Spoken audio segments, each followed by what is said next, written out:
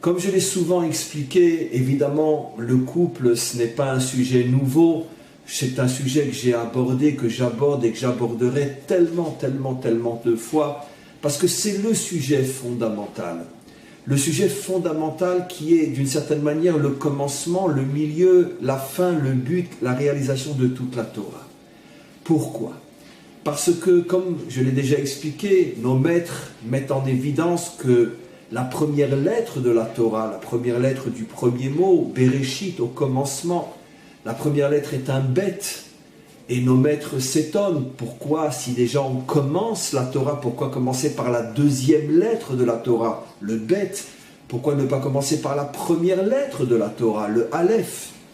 Au lieu de dire Bereshit bara Elohim, au commencement Dieu créa, on aurait pu dire Elohim bara Bereshit, Dieu créa au commencement, au lieu de au commencement Dieu créa, et on aurait gagné qu'on aurait non seulement commencé avec le nom de Dieu, mais en plus on aurait commencé avec la lettre Aleph, puisque Elohim commence avec un Aleph. Donc une question énorme que demandent nos maîtres.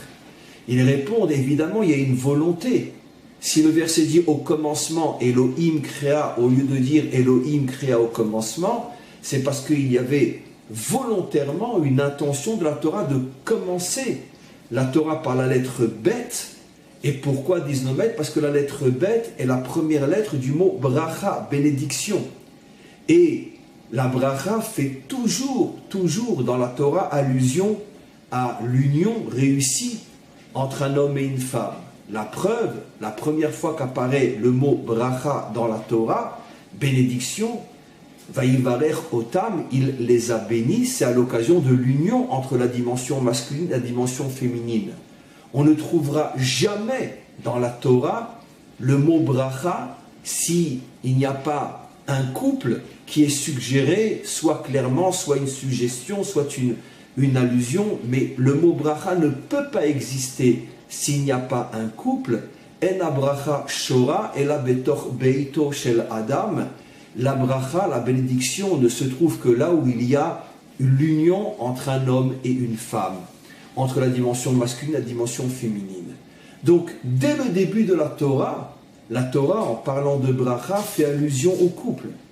Et la Torah elle-même se termine dans une paracha qui porte clairement le nom de bracha. La dernière paracha du 5e livre de la Torah se nomme Zot Aberacha. Et voici la bénédiction. Ce qui veut dire qu'on fait allusion à la bénédiction au tout début de la Torah, et on parle dans toute son expression, avec toutes ses lettres, de la bracha à la fin de la Torah.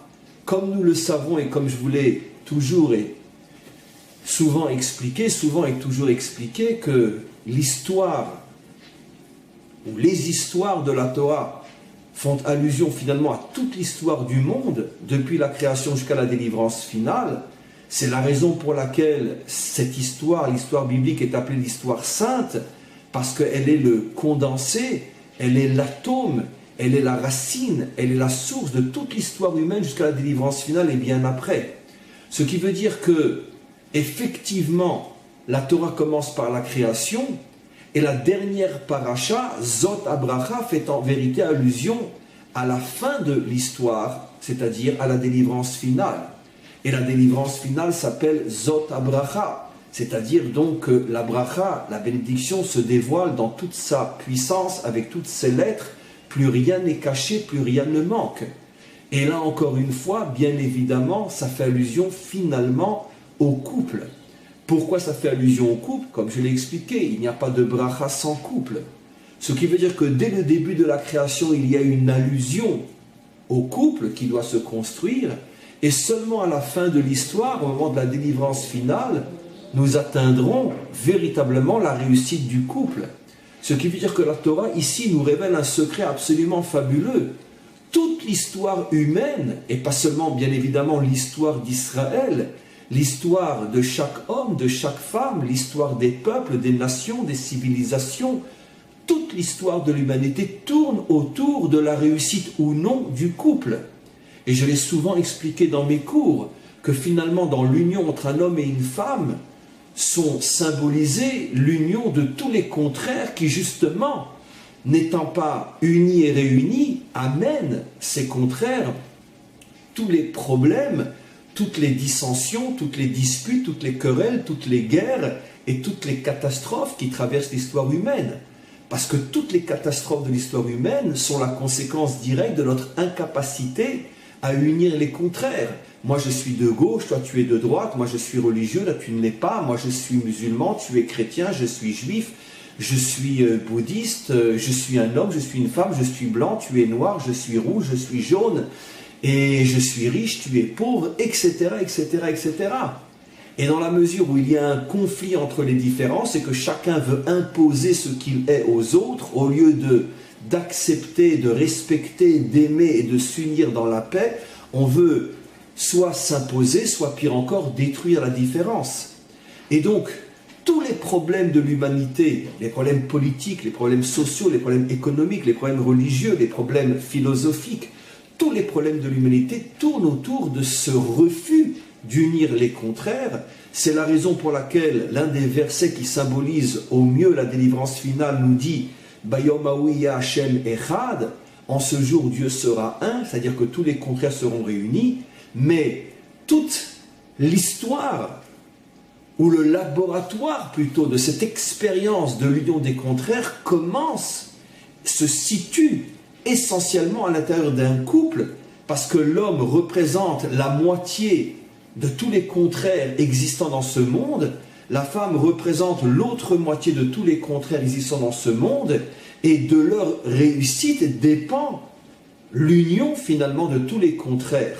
Ce qui veut dire que toutes les guerres, toutes les disputes, tout ce qui va mal dans ce monde est la conséquence directe du fait que l'homme et la femme n'arrivent pas véritablement à trouver ce qu'on appelle en hébreu le shalom bayit, la véritable paix, le véritable shalom à l'intérieur du couple, le shalom qui permet justement l'union, l'harmonie entre les contraires.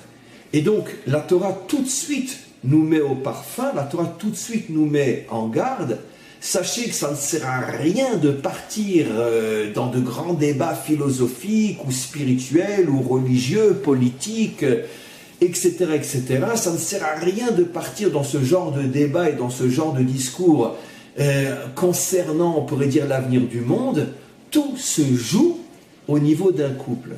Tu réussis ta vie de couple, alors tu es à même et tu es en droit de parler de l'avenir du monde et aussi et surtout essentiellement d'agir pour réparer le monde. Tu n'as pas réussi ta vie de couple, tu es absolument inapte, tu n'as absolument aucune possibilité, je rajouterais tu n'as aucun droit d'ouvrir la bouche et de parler du monde. C'est-à-dire quelqu'un qui n'a pas de shalom bayit, même si c'est un rave, même si c'est un érudit, même si c'est un homme grand dans la Torah qui a beaucoup de connaissances, en vérité, il n'a absolument strictement aucune possibilité d'être un modèle pour les autres et leur donner le moindre enseignement et le moindre conseil concernant la manière dont un homme doit se construire, se réaliser et à plus forte raison, le monde. Puisque lui-même, au niveau de son expérience personnelle, n'a pas réussi, comment peut-il prétendre être un modèle pour les autres? Je sais que ce que je dis est fort, ce que je dis est grave, mais je le dis pour moi, je le dis pour tous.